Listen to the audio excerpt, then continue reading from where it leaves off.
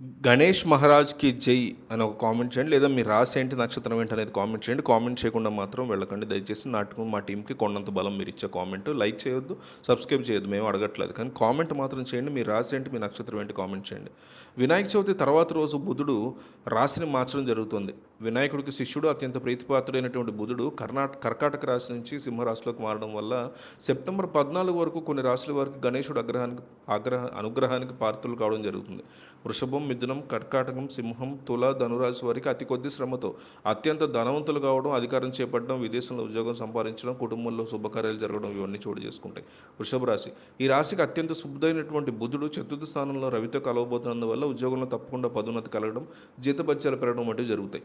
కొత్త ఉద్యోగులకి ఉద్యోగంలో స్థిరత్వం లభిస్తుంది. గృహ వాహన యోగాలకి అవకాశం ఉంది. కుటుంబంలో శుభకార్యాలు జరుగుతాయి.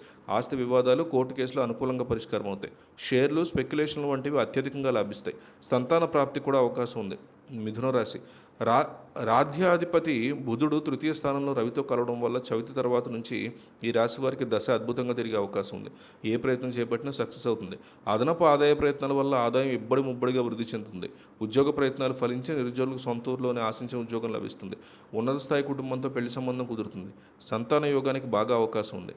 ఆరోగ్య లాభం కూడా కలుగుతుంది. కర్కాటక రాశి ఈ రాశి వారికి ధన స్థానంలో బుధుడు ప్రవేశించడం వల్ల తప్పకుండా బ్యాంక్ బ్యాలెన్స్ పెరుగుతుంది.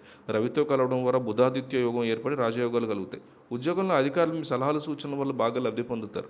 పదోన్నతులకి, వేతనాలకి పెరుగుదలకి బాగా అవకాశం ఉంది. ఉద్యోగులకి డిమాండ్ పెరిగి ఉన్నత అవకాశాలు అందిస్తాయి. అనేక విధాలుగా ఆదాయం వృద్ధి చెందుతుంది. సంపన్న కుటుంబాల్లో పెళ్లి కూడా కుదురుతుంది.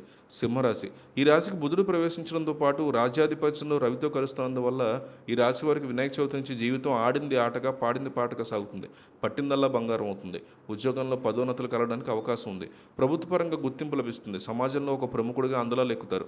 అనేక విధాలుగా ఆదాయం పెరుగుతుంది. ఆరోగ్యం మెరుగుపడుతుంది.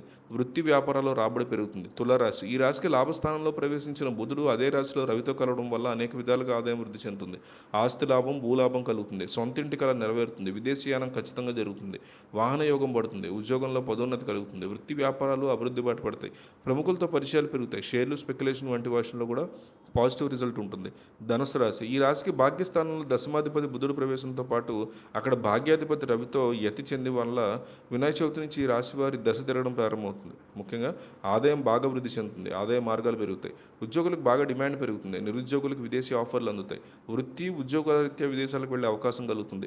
పెళ్లి ప్రయత్నాల్లో వివాహ సంబంధం కూడా విదేశానికి కుదురుతుంది. సో అందువల్ల విదేశం వెళ్ళే అవకాశం వీళ్ళకి ఖచ్చితంగా ఉంటుంది. సో మీ రాశి ఏంటి, మీ నక్షత్రం ఏంటి కింద కామెంట్ చేయండి. ఎంతమంది రాశులు, నక్షత్రాలు కలుస్తున్నాయి, అసలు ఎంతమంది అట్లా కలిసే అవకాశం ఉంది కింద అనేది మనం క్లియర్ కట్గా తెలుస్తాం. లేదా గణేష్ మహారాజ్కి జై అని కామెంట్ చేయండి.